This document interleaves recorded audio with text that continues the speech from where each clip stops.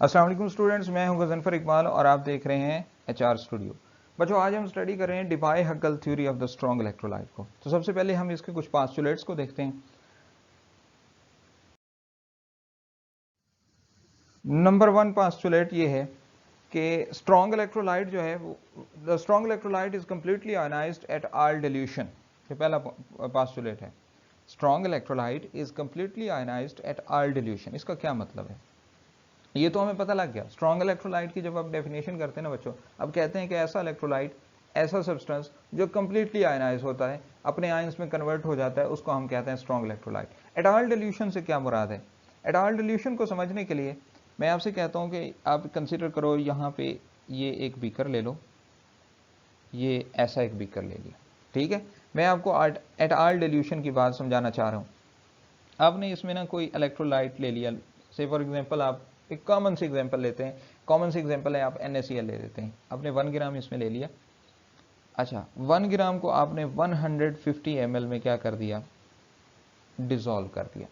अब 150 ml solvent लेके 1 ग्राम आपने अपना इलेक्ट्रोलाइट या सोल्यूट लेके उसको डिसॉल्व किया, वो डिसोसिएट हो गया, अपने आयंस में कन्वर्ट हो गया, ठीक है। अभी आपने क्या किया? आपने इस क्वांटिटी को चेंज कर दिया और आप कहते हो कि मैं इसको 200 ml कर देता हूँ, तो तब भी ये मतलब आपने क्वांटिटी जो सोल्यूट की थी वो उतनी रहने दी, यानी 1 ग्राम ही रहने दी, और उसमें आपने जो सॉल्वेंट डाला वो 200 ml आपने कर दिया, तो इसमें भी ये डिसोसिएट हो जाता है, आयनाइज हो जाता है।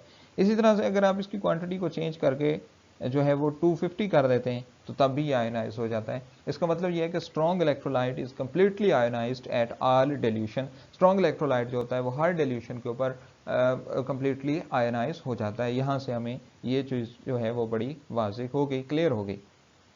अगली बात करते हैं। अगली बात है कि degree of dissociation should be unity. Degree of dissociation को यूनिटी होना चाहिए। इसको समझने के लिए हम कहते हैं कि देखो क्यों इसको यूनिटी होना चाहिए। सबसे पहले तो देखो ना, डिग्री ऑफ डिसोसिएशन होता क्या है? अल्फा से इसको डिनोट करते हैं, तो हम लिखते हैं कि अल्फा इज इक्वल टू, हम कहते हैं alpha is equal to this, alpha is equal to ionized molecules, ठीक है, over total molecules, right. Ionized number of molecules और total number of the molecules, ये हमारे अल्फा की डेफिनेशन हो गई। अभी आप इस डेफिनेशन के मुताबिक आपने कहा आपका जो स्ट्रॉन्ग इलेक्ट्रोलाइट है वो हर डिल्यूशन के ऊपर कंप्लीटली आयनाइज होता है, ठीक है। तो अल्फा के इस मुताबिक अगर फर्ज करो हम कंसीडर करते हैं कि हमारे पास जो थे वो 10 नंबर ऑफ द मॉलिक्यूल्स थे, टोटल ओवरऑल हमारे पास कितने थे? 10 नंबर ऑफ द मॉलिक्यूल्स थे, और हम कह रहे हैं कि जो हमारा स्ट्रॉन्ग इलेक्ट्रोलाइट होता है वो कंप्लीटली आयनाइज होता है। इसका मतलब ये है कि 10 out of the 10 molecules ionize हो गए, तो आयनाइज्ड मॉलिक्यूल्स ऊपर आ गए यानी 10, total number of the molecules नीचे आ गए यानी कि 10। तो 10 से 10 को जब हमने कट किया तो हमारे पास अल्फा की वैल्यू क्या आई? Alpha is equal to 1। तो डिग्री ऑफ डिसोसिएशन को क्या होना चाहिए? 1 होना चाहिए। एक और एग्जांपल इसी से मिलती जुलती देखते हैं कि फर्ज करो हमारे पास जो है वो 1000 मॉलिक्यूल्स थे। कितने? 1000 मॉलिक्यूल्स कंप्लीटली टोटल, और सारे अब ऊपर हम कह रहे हैं कि ये कंप्लीटली आयनाइज होते हैं, तो 1000 डिवाइडेड बाय द 1000, तो ये आंसर क्या देगा? यूनिटी देगा। अल्फा की वैल्यू क्या हो जाएगी? यूनिटी हो जाएगी, 1 हो जाएगी, क्योंकि ये कंप्लीटली आयनाइज हो रहे हैं। तो जितने नंबर ऑफ द मॉलिक्यूल्स होंगे उतने के उतने आयनाइज्ड हो जाएंगे। अगला पॉइंट है each ion is surrounded by the oppositely charge ion. इसका दूसरा पोस्टुलेट है कि each ion is surrounded by the oppositely charge ion. इससे क्या मुराद है? इससे आप बड़ी कॉमन सी बात है, ये तो आपको पता ही है कि अपोजिट चार्जेस एक दूसरे को अट्रैक्ट करते हैं। अगर यहाँ पॉजिटिव पड़ा हो और इधर कहीं नेगेटिव हो तो वो एक दूसरे को क्या करेंगे? अट्रैक्ट करेंगे। तो each ion is surrounded by the negatively charge ion. जहाँ नेगेटिव को पॉजिटिव नजर आएगा, नेगेटिव को पॉजिटिव नजर आएगा वो उसके गिर्द इकट्ठा हो जाएगा, और पॉजिटिव को नेगेटिव नजर आएगा, तो इस तरह से मतलब कि एक अपोजिट आयन है तो एक दूसरे को अट्रैक्ट करेंगे। तो यहाँ एक बड़ी अहम बात क्लियर होती है, और वो है ये कि अपोजिट चार्जेस तो एक दूसरे को अट्रैक्ट कर रहे हैं, तो इसका मतलब यह है कि जो कैटायंस और एनाइन बनते हैं हमारे सोल्यूशन में, यानी जो हमने बीकर तैयार किया था जिसमें हमने अपना सल्यूट डाला था और उसको सॉल्वेंट के अंदर डिसॉल्व कर दिया था, तो उसमें जो कैटायंस और एनाइन बने वो यूनिफॉर्मली डिस्ट्रीब्यूट नहीं होते। इससे क्या मुराद है, यानी हम सोचते हैं कि फर्ज करो ये हमारा वो ऑपरेटस है जिसमें हमने सोल्यूशन तैयार किया, ये वो बीकर है, ये वो कह लो कि बर्तन कह लो जिसमें हमने वो सोल्यूशन तैयार किया था। तो हमारे माइंड में ये आता है कि जब हमने सोल्यूशन तैयार किया तो हो सकता है पॉजिटिव यहाँ हो और हो सकता है कि नेगेटिव यहाँ हो, या नेगेटिव पॉजिटिव इधर है तो नेगेटिव इधर होना चाहिए, यानी कि यूनिफॉर्म डिस्ट्रीब्यूशन होनी चाहिए ना, एक रेगुलर किस्म की अरेंजमेंट होनी चाहिए। लेकिन वो क्या कहता है कि हमें पता चला कि each ion attract each other, एक दूसरे को आयन तो एक दूसरे को अट्रैक्ट कर रहे हैं, तो वो यूनिफॉर्मली डिस्ट्रीब्यूट तो नहीं होंगे, not uniform distributed in the solution, बल्कि वो क्या होंगे, वो एक दूसरे को सराउंड किए होंगे, पॉजिटिव नेगेटिव को और नेगेटिव जो है वो पॉजिटिव को सराउंड किए हुए होंगे। ठीक है, like this cations tend to be found in the vicinity of the anions and anions tend to be vicinity of the cations। तो cations जो है वो anion के vicinity में रहना पसंद करेंगे, उसके हम आगे में आ जाएंगे, और जो anions हैं यानी जो नेगेटिव आयंस है वो पॉजिटिव आयन की विसिनिटी में आ जाएगा। तो इस तरह से एक क्या हो जाएगा, डेवलप हो जाएगा एक आयनिक एटमॉस्फेयर। ठीक है, जब वो एक दूसरे को अट्रैक्ट करेंगे तो वो एक आयनिक एटमॉस्फेयर बनाएंगे लाइक दिस, इस तरह का एक आयनिक एटमॉस्फेयर जो है वो डेवलप कर देंगे। तो यहाँ आप देख सकते हैं कि पॉजिटिव और नेगेटिव एक दूसरे की विसिनिटी में है, और ये कोई यूनिफॉर्म डिस्ट्रीब्यूशन नहीं है। यानी अगर इसको हम कंसिडर कर लें, ये जो चीज़ है कि ये हमारा वो बीकर था या वो ऑपरेटस था जिसमें हमने सोल्यूशन तैयार किया था, तो यहाँ पे ये यूनिफॉर्मली डिस्ट्रीब्यूट नहीं है, बल्कि एक दूसरे के अट्रैक्शन की वजह से क्या हो रहे हैं, एक आयनिक एटमॉस्फेयर बना रहे हैं, एक नया एटमॉस्फेयर बना रहे हैं, एक याराना बना रहे हैं, एक दोस्ती बना रहे हैं, और इसको हम दोस्ती का नाम क्या दे रहे हैं, इस दोस्ती को हम नाम देते हैं आयनिक एटमॉस्फेयर का। ठीक है, ये हो गया जी आयनिक एटमॉस्फेयर के हवाले से आपके माइंड में क्लियर। फिर ये जो आयनिक एटमॉस्फेयर बन गया और हम कह रहे हैं कि अपोजिट आयन जो है वो एक दूसरे को अट्रैक्ट करते हैं, तो वो किस फोर्स से अट्रैक्ट करते हैं, इलेक्ट्रोस्टैटिक फोर्स ऑफ अट्रैक्शन इनमें मौजूद होती है, जो कूलम ने अपने लॉ में दी हुई है कि ये फोर्स जो होती है, force of attraction, in ions के, इन चार्जेस के मैग्नीट्यूड के मल्टीपल के डायरेक्ट होती है। यानी जितने उसका मैग्नीट्यूड ज़्यादा होगा, जितने आयन ज़्यादा होंगे, तो जो अट्रैक्शन है, फोर्स ऑफ अट्रैक्शन ज़्यादा होगी, यानी उनका मैग्नीट्यूड ज़्यादा होना चाहिए। इससे क्या मुराद है, इससे मुराद ये कि अगर आपके पास NaCl है ना, तो आप इसको डिसॉल्व करते हो, आपके पास Na पॉजिटिव और क्लोराइड नेगेटिव आयंस कन्वर्ट होते हैं, तो इनके चार्जेस का जो मैग्नीट्यूड है वो 1 है, तो एक अट्रैक्शन इनमें होगी बहरहाल, लेकिन ये अट्रैक्शन कम है। लेकिन इस दूसरे केस में आप क्या कहते हैं, आपके पास H2SO4 है, ठीक है ना, आप इसको डिसोसिएट करते हो तो 2H positive plus SO4 negative, तो यहाँ पे जो इनकी मैग्नीट्यूड है वो बढ़ गया, तो इनकी अट्रैक्शन जो है वो कुछ ज़्यादा हो जाएगी इस केस में। फिर दूसरी बात वो करता है कि ये जो फोर्स ऑफ अट्रैक्शन है ये इन चार्जेस के जो दरमियान डिस्टेंस होता है उसके इनवर्स होती है, इन डिस्टेंस का इनवर्स, यानी डिस्टेंस के स्क्वायर के इनवर्स होती है। इससे क्या मुराद है, इससे मुराद ये है कि फ़र्ज़ करो आपके पास ये पॉजिटिव यहाँ है और एक नेगेटिव यहाँ है, तो इन दोनों के दरमियान डिस्टेंस कम है, यहाँ पे एक अट्रैक्शन मौजूद होगी और वो ज़्यादा होगी क्योंकि डिस्टेंस कम है। लेकिन इस अगले केस में आप क्या करते हो कि पॉजिटिव को फॉर एग्जांपल आप यहीं पे रहने देते हो, पॉजिटिव यहाँ है और नेगेटिव इधर आ गया, तो अब आप देख सकते हो कि इन दोनों के दरमियान का जो डिस्टेंस है, जो गैप है वो बढ़ गया, तो फोर्स ऑफ अट्रैक्शन क्या हो जाएगी, अल्टीमेटली कम पड़ जाएगी इस केस में। तो फोर्स ऑफ अट्रैक्शन जो है वो हम कूलम लॉ से इसको देख सकते हैं, कूलम लॉ के एन मुताबिक ही है ये। अच्छा जी, नेक्स्ट हमारी बात है कि decrease in equivalent conductance is due to the increase in the concentration of the electrolyte. अगले पोस्टुलेट में वो कहता है कि जो हमारे पास इक्विवेलेंट कंडक्टेंस में डिक्रीज आता है वो असल में जो कंसंट्रेशन है इलेक्ट्रोलाइट की उसके इंक्रीज की वजह से है। इससे क्या मुराद है, इसको भी आपने बड़े ध्यान से जो है वो पहले समझना है, फिर हम आगे चलेंगे कि इससे क्या बात करना चाहते हैं।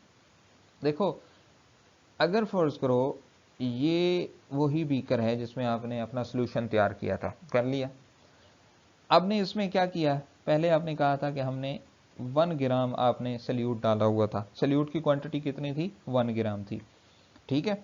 अभी आपने इसमें क्या किया, आपने इसको 1 ग्राम से हटा के जो है वो 2 कर दिया, चलें 2 से हटा के आपने इसको कर दिया 3 ग्राम जो थे वो आपने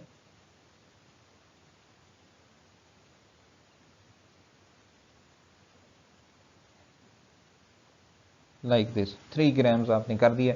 अब आपने क्या किया है, आपने कंसंट्रेशन बढ़ा दी अपने इलेक्ट्रोलाइट की। जब आप बच्चों कंसंट्रेशन बढ़ाते हो, जरा ध्यान से देखना, जब आप कंसंट्रेशन बढ़ाते हो होता क्या है, जब आप कंसंट्रेशन बढ़ाते हो तो नंबर ऑफ आयंस बढ़ते हैं, है ना।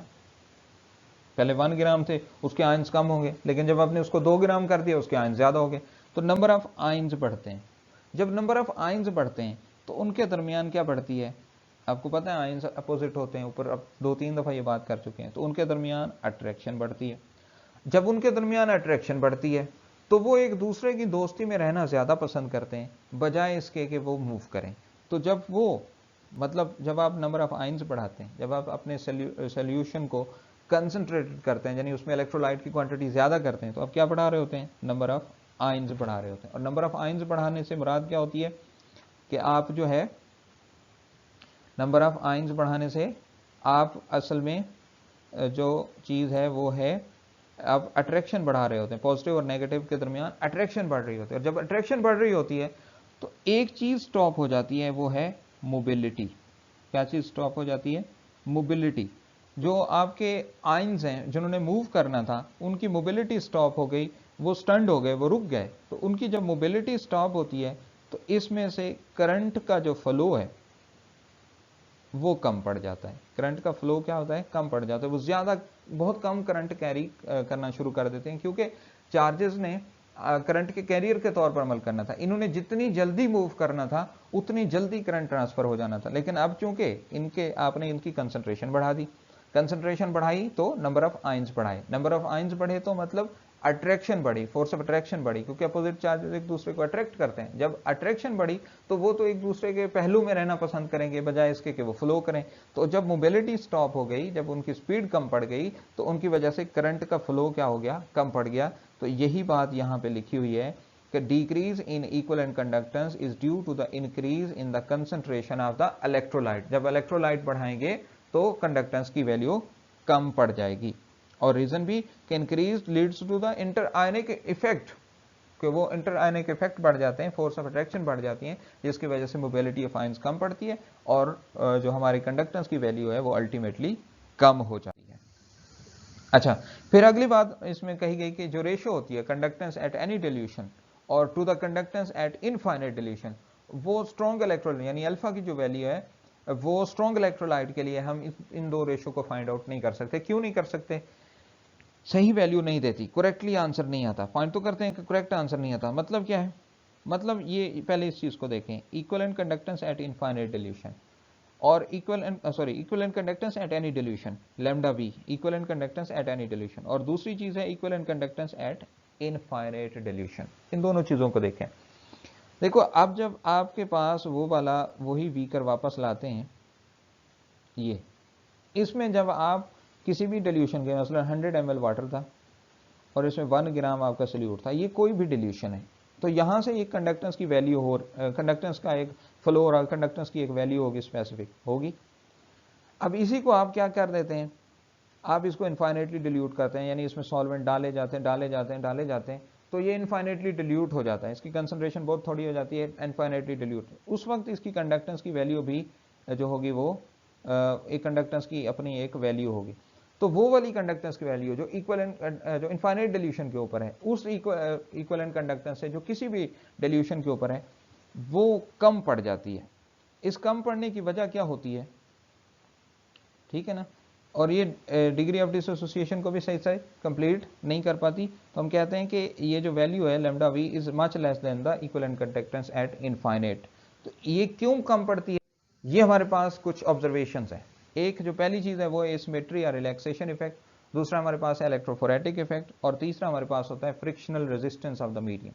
तीन हमने जो पैरामीटर्स हैं, तीन इफेक्ट्स हैं, तीन फैक्टर्स हैं, उनको देखना है कि जो हमारी equivalent conductance at any dilution को equivalent conductance at infinite dilution से कम कर देते हैं। ये क्यों कम करते हैं ये हमने देखना है। तो नंबर 1 एसिमेट्री और रिलैक्सेशन इफेक्ट। देखो बच्चों, आपने अभी कितनी दफा ये बात बोली कि जो सेंट्रल आयन है, यानी हमने पहले पास्टुलेट में या दूसरे पास्टुलेट में ये बात करी थी कि नेगेटिव जो अपोजिट जो आयन्स हैं वो एक दूसरे को क्या करते हैं, अट्रैक्ट करते हैं, ठीक है। और फिर अट्रैक्शन की वजह से वो क्या करते हैं, एक आयनिक एटमॉस्फेयर डेवलप कर लेते हैं। अब देखें आपके सामने एक आयनिक एटमॉस्फेयर है। अब इस केस में हम एक स्टेप आगे चले गए कि हमने कंसीडर ही कर लिया कि जो हमारा सेंट्रल आयन है, सेंट्रल आयन वो नेगेटिव है।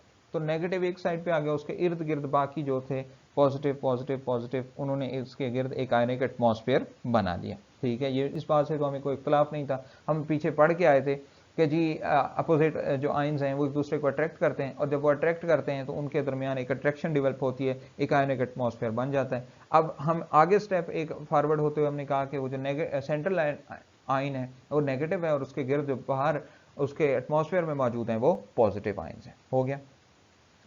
अब देखो ये जो नेगेटिव है इसके ऊपर बाहर के पॉजिटिव क्योंकि अट्रैक्शन होती है तो वो एक फोर्स एग्जर्ट करते हैं, ये इसके ऊपर, ये वाला इसके ऊपर, ऐसे इसके ऊपर। चले मैं इसको इरेज करके आपके लिए दोबारा से इसको बनाता हूँ ताकि क्लियर हो। ये देखें, फर्ज करो ये इसको अट्रैक्ट कर रहा है, ये इधर से इसको अट्रैक्ट कर रहा है, ये वाला इसको इधर से अट्रैक्ट कर रहा है, और ये इधर से अट्रैक्ट कर रहा है। तो चारों तरफ से, हर डायरेक्शन से, चारों में मतलब हर डायरेक्शन से इस आयनिक एटमॉस्फेयर का जो सेंट्रल आयन है उसको हर तरफ से अट्रैक्शन मिल रही है। ठीक है, कोई मसला नहीं है। यानी इसकी मैं सादा से एग्जांपल समझाने के लिए आपको कहता हूँ कि फैमिली है या आप दोस्त हैं, चलिए क्लासरूम में बैठे हैं तो आप दोस्त हैं, आपकी बड़ी अच्छी दोस्ती है। ये दोस्ती तब तक कायम है जब तक आपका एक दूसरे से कोई इख्तलाफ नहीं होता। आपकी बात आपके दोस्त की बात है, या दोस्त की बात आपकी बात हो गई, यानी आपका इतना आपस में अंडरस्टैंडिंग होती है कि एक बंदा बात करता है तो दूसरा उसको फौरन कह देता है हाँ तुम ठीक कह रहे हो, सही है। तो ये जो अट्रैक्शन है ये बड़ी यूनिफॉर्म है और हर तरफ से इक्वली एग्जर्ट हो रही है। लेकिन अगर उसी दोस्ती में कोई ऐसा तीसरा बंदा आ जाए जो आप दोनों को अलग से ही कोई बात सुनाना शुरू कर दे, यानी आपकी बात को मैनिपुलेट करे आपके दोस्त के सामने, और आपके दोस्त की बात को आपके सामने मैनिपुलेट करे, आपको गलत इंफॉर्मेशन दे, तो आप दोनों एक दूसरे से इख्तलाफ क्रिएट करते हैं, इख्तलाफ हो जाता है। आप एक दूसरे की बात पे ऑब्जेक्शन करना शुरू कर देते हैं, एक दूसरे से मिसअंडरस्टैंडिंग शुरू कर देते हैं। तो ये सिमेट्री, ये जो रेगुलर आपकी अट्रैक्शन हो रही है, इक्वल डायरेक्शन से हर तरफ से अट्रैक्शन पड़ रही है, ये सिमेट्री है, ये मौजूद रहती है अनटिल एंड अनलेस कोई इलेक्ट्रिक फील्ड आप अप्लाई नहीं करते। लेकिन जैसे ही आप इलेक्ट्रिक फील्ड अप्लाई करते हैं ना बच्चों, लाइक दिस, जैसे ही आपने इलेक्ट्रिक फील्ड अप्लाई की, ये यहाँ पे हमने क्या किया, ये जो आपको नजर आ रही है ये इलेक्ट्रोड्स हैं, हमने बैटरी लगा दी। तो जैसे ही हमने बैटरी लगाई, इसमें से करंट फ्लो हुआ, करंट बैटरी अटैच होते ही सेंट्रल एटम को इलेक्ट्रोड मिल गया। ये सेंट्रल एटम जो आपका नेगेटिव था ये वाला, इसका रिस्पेक्टिव इलेक्ट्रोड मिल गया, यानी पॉजिटिव इलेक्ट्रोड इसकी तरफ इसने मूव करना शुरू कर दिया। अब देखो ये सिमेट्री टूट गई है ना, सेंट्रल इलेक्ट्रिक फील्ड अप्लाइड हुई, सेंट्रल आयन ने मूव कर अपने इलेक्ट्रोड की तरफ, तो सिमेट्री जो थी वो टूट गई, ये सिमेट्री यहां से ब्रेक हो गई, इसलिए तो इसको एसिमेट्रिक इफेक्ट कहते हैं। अभी भी आपको समझ नहीं तो हम मजीद इस पर डिस्कस कर लेते हैं कि ये सिमेट्री जो थी वो टूट गई। अब शुरू में आप क्या कह रहे थे, initially force of attraction central atom पे बड़ी यूनिफॉर्म थी, ठीक हो गया शुरू में, क्योंकि उनके ऊपर कोई इलेक्ट्रिक फील्ड अप्लाई नहीं हुई थी, वो बड़े सुकून के साथ मजे के साथ स्कूल माहौल में रह रहे थे, सेंट्रल एटम के इर्द गिर्द बाकी सारे रह रहे थे। लेकिन अब जब आपने इलेक्ट्रिक फील्ड लगा दी तो सेंट्रल एटम को आपने देखा कि वो एक तरफ को मूव कर रहे हैं, वो इधर को जा रहे हैं, जो उसके पॉजिटिव जो उसके बाकी हैं वो क्या कर रहे हैं, वो एक तरफ पीछे रह गए। अब ये इस तरफ को जा रहा है, इसका फ्लो इस तरफ को है, ये पीछे। अब घर का कोई फर्द हो, है ना, आपका दोस्त हो, चलें आपका दोस्त हो, वो आपसे रूठ के जा रहा हो, तो आप उसको मनाने की कोशिश करते हैं ना, आप उसको रोकते हैं कि नहीं भाई ना जाओ, हमारे जो इख्तलाफ है हम उनको क्लियर कर लेते हैं। इसी तरह से घर में अगर कोई प्रॉब्लम हो तो बाकी सारे घर के जो लोग होते हैं उसको मनाने की कोशिश करते हैं। तो जो पीछे आइंस रह जाते हैं वो उसको मनाने की कोशिश करते हैं, वो जो आयनिक एटमॉस्फेयर के तो पीछे, now it become greater behind the आइन, ये जो फोर्स है इट बिकम ग्रेटर, कौन बिकम ग्रेटर, फोर्स, वो जो फोर्स पहले हर डायरेक्शन में इक्वल लग रही थी अब पीछे से ज्यादा लग रही है, क्योंकि आयंस एक तरफ को जा रहा है और बाकी सारा उसका आयनिक एटमॉस्फेयर पीछे रह गया, तो वो इसको पीछे की तरफ खींचने की कोशिश करते हैं, मनाने की कोशिश करते हैं कि भाई ना जाओ, हमारे इख्तलाफात अपनी जगह, हम उनको क्लियर कर लेते हैं, हम अपनी जो मिसअंडरस्टैंडिंग्स है उनको रिमूव कर दें और हम जो चीज़ है उसको क्लियर करके, बात को क्लियर करके आगे बढ़ते हैं। लेकिन वो तो जा रहा है, तो ये जो फोर्स है ये पीछे से ज्यादा है, पहले यूनिफॉर्म थी। तो इसकी वजह से क्या हो गया, इसकी वजह से एक तनाव का शिकार हो गया सेंट्रल एटम। समझ रहे हैं कैसे तनाव का शिकार हुआ, कि एक तरफ मसलन घर का एक वाहिद फर्द था, वो उसी के ऊपर आप डिपेंड कर रहे थे, आप उसको पीछे खींच रहे हो कि भाई ना जाओ, भाई हमारे जो थे वो मामला तुम्हारे साथ ही चलते थे, तुम रह जाओ। और अब उसको आगे दुनिया नजर आ रही है, उसको आगे पैसा नजर आ रहा है, उसको आगे शोहरत नजर आ रही है, वो उधर को दौड़ रहा है। आप पीछे से उसको खींच रहे हो, उसको रुपया पैसा दुनिया एक तरफ को खींच रही है, तो एक तनाव का शिकार हो गया। तो सेंट्रल लाइन जो बैटरी के लगने के बाद एक तरफ को मूव कर रहा था, अपने इलेक्ट्रोड की तरफ जाना चाहता था, बाकी जो उसका आयनिक एटमॉस्फेयर था उसको दूसरी तरफ खींचना चाहता था। तो इसकी वजह से उसका तनाव पैदा हुआ, उसमें बिगाड़ आ गया। जो उसकी सिमेट्री पहले बड़ी अच्छी रेगुलर अरेंजमेंट थी, बड़ा अच्छा दोस्ती थी, याराना था, वो याराना भाईचारा वो एकदम टूट गया। और वो जो है उस टूटने की वजह से वो एक तरफ को जाना चाहता है और पीछे वाले जो हैं वो आयंस उसको पीछे खींच रहे हैं।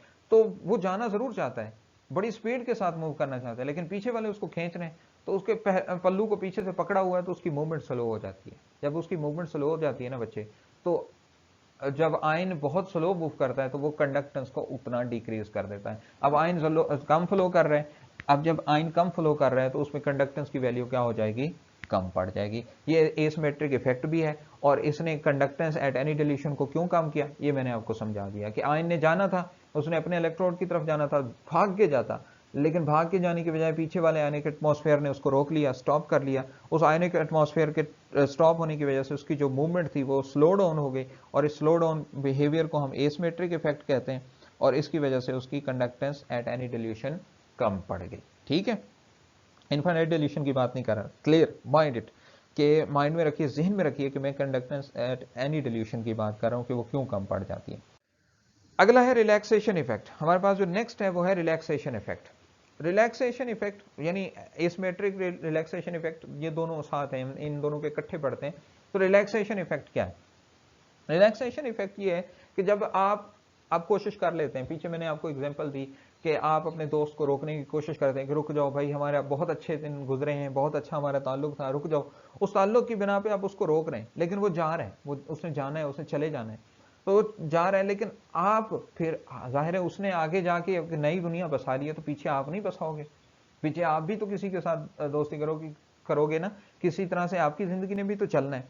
तो क्या होगा कि नया जो आयनिक एटमॉस्फेयर, पिछले वाला जो आयनिक एटमॉस्फेयर था वो लीव कर रहा है आयनिक एटमॉस्फेयर को, और जो पीछे रह जाए वो एक नया आयनिक एटमॉस्फेयर बनाना चाहते हैं। वो कहते हैं मैं अपनी जिंदगी को नए सिरे से शुरू करूंगा, जो था तुम नहीं रुके, मेरी बात नहीं मानी, तो तुम जाओ, मैं नया आयनिक एटमॉस्फेयर बनाऊंगा। लेकिन नया, वो पहले बस्ती बसना खेल नहीं है, बसते बसते बस्ती है। यानी मैं आपको शेर सुना के बड़ा क्लियर करना चाहता हूं कि बस्ती बसना खेल नहीं है, बसते बसते बस्ती है। तो पहले एक बस्ती बनी हुई थी, उस बस्ती में वो आयनिक एटमॉस्फेयर रह रहे थे, अब सेंट्रल आयन चला गया, तो पीछे जो रह गए उन्होंने कहा नया एटमॉस्फेयर बनाते हैं। लेकिन पहले वाले के टूटने और नए वाले के बनने में बस्ती बसना खेल नहीं है। तो पहले वाले के टूटने और नए वाले के बनने में एक टाइम का गैप आ जाता है। क्या आ जाता है? टाइम का गैप प्रोड्यूस होता है, टाइम एक वक्फा प्रोड्यूस होता है, एक थोड़ा सा टाइम लगता है पहले वाले के टूटने और नए वाले के बनने में। ठीक है, इसको हम कहते हैं रिलैक्सेशन इफेक्ट। ठीक है, इसको हम क्या बोलते हैं? रिलैक्सेशन टाइम या रिलैक्सेशन इफेक्ट। अगर ऐसा ना होता बच्चों, अगर ऐसा ना होता कि पहले वाला टूटा और नए वाला फौरन बन जाता, तो सिमेट्री में कोई चेंज ना आता, सिमेट्री को कुछ नहीं होना था। जब हम कहते हैं कि ए सिमेट्री आ जाती है, जब उनकी सिमेट्री टूट जाती है, यूनिफॉर्मिटी टूट जाती है, तो इसकी वजह यह है कि पहला आयनिक एटमॉस्फेयर टूटने और नया आयनिक एटमॉस्फेयर बनने में गैप होता है, उसी की वजह से जो होती है वो सिमेट्री टूट जाती है। ठीक है, ये बात मैं कर रहा था, इसको हम कहते हैं रिलैक्सेशन इफेक्ट या रिलैक्सेशन। जो टाइम का गैप आता है उसको रिलैक्सेशन टाइम कहते हैं, और ये जो इफेक्ट प्रोड्यूस होता है या एसिमेट्री, उसको रिलैक्सेशन इफेक्ट का नाम भी दे सकते हैं। नेक्स्ट हमारे पास है इलेक्ट्रोफोरेटिक इफेक्ट। ये बड़ा इंटरेस्टिंग है और बड़ा कंसेप्चुअल है।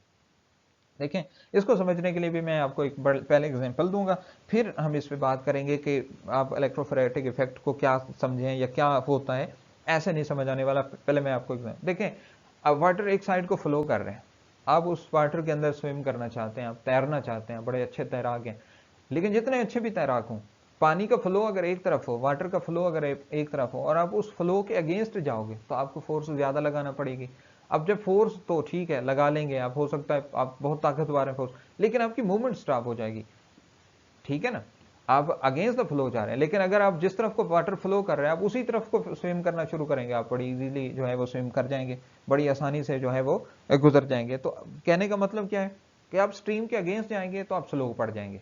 तो इलेक्ट्रोफोरेटिक इफेक्ट भी यही है कि जब आपने इलेक्ट्रिक पोटेंशियल लगाया हुआ है, आपने क्या लगाया हुआ है, अपना इलेक्ट्रिक पोटेंशियल जो आपने अप्लाई किया हुआ था, लाइक दिस। वो आयनिक वो जो है मतलब जो आपने फर्ज करो ये सेंट्रल एटम है नेगेटिव और उसके गिर्द ये सारे पॉजिटिव हैं, ठीक है, ये यहां से निकल गया, ये यहां से इधर को अपने इलेक्ट्रोड की तरफ निकल गया। तो ये जो आयंस हैं यहाँ पे ये सॉल्वेंट के अंदर है ना, तो सॉल्वेंट के पार्टिकल्स को लेके कि बैटरी के तो दो इलेक्ट्रोड्स होते हैं ना, पॉजिटिव और नेगेटिव, अगर आपका नेगेटिव पॉजिटिव इलेक्ट्रोड की तरफ जा रहा है तो बाकी जो पॉजिटिव जो आयंस एटमॉस्फेयर में मौजूद आयंस थे वो भी तो अपने इलेक्ट्रोड की तरफ मूव करेंगे, तो वो दूसरी तरफ मूव करते हैं। लेकिन दूसरी तरफ मूव करते हुए वो चूंकि एक झुरमट की फॉर्म में थे, गुच्छे की फॉर्म में थे, तो वो सॉल्वेंट के पार्टिकल्स को भी साथ ले जाते हैं। अब सॉल्वेंट का फ्लो उधर को हो गया, आपका आयन इधर को फ्लो कर रहा है, ठीक है, आपका जो नेगेटिव आयन है उसको इस तरफ को है, ठीक है, दूसरी तरफ है। लेकिन जब आपका वो था स्ट्रीम है वो दूसरी तरफ फ्लो कर रही है, तो इस वजह से इसकी जो होती है मूवमेंट वो स्टॉप हो जाती है, कम पड़ जाती है, स्टॉप नहीं होती, कम पड़ जाती है। और जब फ्लो कम होता है तो हमारी जो कंडक्टेंस की वैल्यू होती है वो भी अल्टीमेटली कम हो जाती है। अब तीसरा और आखिरी पॉइंट है फ्रिक्शनल रेजिस्टेंस। फ्रिक्शनल रेजिस्टेंस ये है कि जो आप सॉल्वेंट यूज कर रहे हैं उसके जो उसकी जो विस्कोसिटी है या उसका जो गाढ़ापन है, जो थिन होने की वजह से, जो क्योंकि अपने स्ट्रीम के अंदर आयंस ने स्ट्रीम के अंदर मूव करना है, तो उस स्ट्रीम के अंदर मूव करते हुए तो उस फ्रिक्शन, कुछ फ्रिक्शन प्रोड्यूस होती है, वो भी मूवमेंट को स्टॉप करती है। तो उस मूवमेंट के स्टॉप होने की वजह से भी आपकी जो कंडक्टेंस एट एनी डिल्यूशन होती है वो कम पड़ जाती है। लेकिन मेरे बच्चों एक बात ध्यान में रखें, जैसे ही आप डिल्यूट कर देते हैं अपना सोल्यूशन, अब उसमें आप अपना सॉल्वेंट इतना डाल देते हैं वो बहुत ज्यादा डिल्यूट हो जाता है, तो ये सारे फैक्टर्स जो होते हैं वो वॉश आउट कर देते हैं, सारे फैक्टर दरमियान से निकल जाते हैं और अल्टीमेटली आपकी कंडक्टेंस जो होती है वो बढ़ जाती है। इसीलिए हम कहते हैं कि equivalent conductance at infinite dilution वो हमेशा ज्यादा होती है equivalent conductance at any dilution. क्यों? क्योंकि आप डिल्यूशन से एसिमेट्रिक इफेक्ट भी खत्म कर देते हैं, यानी एटमॉस्फेयर आप तोड़ देते हैं। आप जब डिल्यूशन कर देते हैं तो इलेक्ट्रोफोरेटिक इफेक्ट तोड़ देते हैं, क्योंकि आयंस के दरमियान डिस्टेंस ही इतना ज़्यादा हो जाता है कि वो अपने अपने इलेक्ट्रोड की तरफ मूव करना शुरू कर देते हैं। और जब आप बहुत ज़्यादा डिल्यूट कर देते हैं तो विस्कोसिटी भी कम पड़ जाती है और इस वजह से फिर मूवमेंट होने की वजह से आयंस जो है वो जल्दी मूव कर जाते हैं और हमारी कंडक्टेंस की वैल्यू बढ़ जाती है। तो मैं बात कर रहा था कि जो बात हम करते हैं कि हमें कोई बात हम करते हैं तो उसका पीछे कोई सपोर्ट होता है। तो डिबाई हक्कल को बाद में ये सपोर्ट मिल गई जब हमारी स्टडी जो थी वो थोड़ी इंक्रीज हुई, थोड़ा हम मॉडर्नाइज्ड हुए, हमारे पास इक्विपमेंट्स आ गए, इंस्ट्रूमेंट्स आ गए, अपरेटस आ गया बहुत सारा, तो हमें फिर Raman spectroscopy, x ray analysis of the crystal, इन सारी बातों से पता चला कि जिसको हम स्ट्रॉन्ग इलेक्ट्रोलाइट कहते हैं, जिसको हम कहते हैं कंप्लीटली आयनाइज, वो एक्चुअली कंप्लीटली आयनाइज नहीं होता। इन सारी स्टडीज से ये बात पता चली कि वो कंप्लीटली आयनाइज नहीं होता, उसमें कुछ ना कुछ हिस्सा उसका जो है वो अनडिसोसिएटेड रह जाता है, वो कुछ पार्ट उसका आयनाइज नहीं होता। इसलिए हम वर्ड यूज करेंगे ऑलमोस्ट आयनाइज्ड। क्या? ऑलमोस्ट आयनाइज्ड रेदर देन कि कंप्लीटली आयनाइज्ड की बजाय हम कहेंगे ऑलमोस्ट कंप्लीटली आयनाइज्ड। यानी एक हमारा जो हमारा सोल्यूशन है, जो हमारा इलेक्ट्रोलाइट है, सोल्यूट है, वो कंप्लीटली आयनाइज नहीं होता बल्कि ऑलमोस्ट कंप्लीटली आयनाइज होता है, यानी उसका कुछ ना कुछ कहीं भी थोड़ा बहुत पोर्शन जो होता है वो अनडिसोसिएटेड रह जाता है। तो इस वजह से कंडक्टेंस एट एनी डिल्यूशन जो होती है वो कम होती है कंडक्टेंस एट इनफाइनाइट डिल्यूशन से। उम्मीद है आपको सारी बातें जो है वो क्लियर हो गई होंगी, आपने बहुत अच्छे से समझ लिया होगा। एक कॉन्सेप्ट जो आप समझे बगैर जा रहे हैं और बहुत जल्दी में दौड़ रहे हैं वो ये है कि आप हमारा चैनल सब्सक्राइब किए बगैर निकल रहे हैं, तो ये भी आप अपने ज़रा ज़हन में रखिए और चैनल को सब्सक्राइब जो है वो ज़रूर कर दीजिए।